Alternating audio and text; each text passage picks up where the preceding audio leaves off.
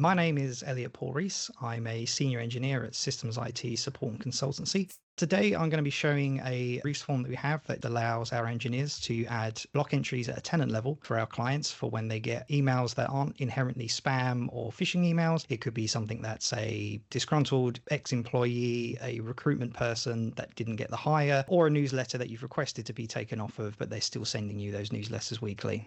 Here is our form that we have. The engineer selects the existing ticket that the request has come into from the client, and then they fill in the emails to block. I've already added one here, but they can just type in or copy and paste the entries in, and it's a multi-entry box, so they can add as many entries as they like. When they hit submit, it's going to run this workflow here.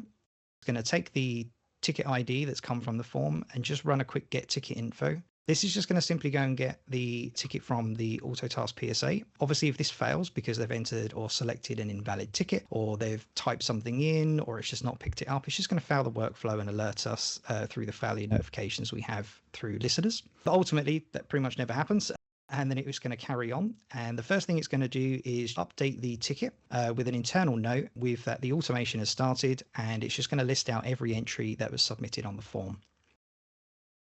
Once this is done, it's going to pass it to an Exchange online command, which is the new tenant allow block list items. It's going to loop through the entries using the list that was provided from the form. And for each one, it's going to try and add an entry to the system.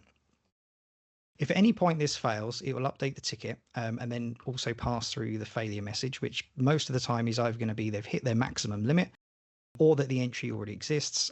And then there's a note in there for the engineer to respond to the customer appropriately based on that issue.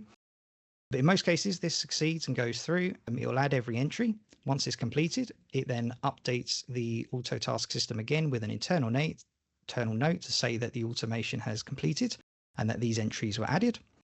And then finally, it will then do an external note to the customer just to say that we've added this to the block list as requested, and then it closes the ticket.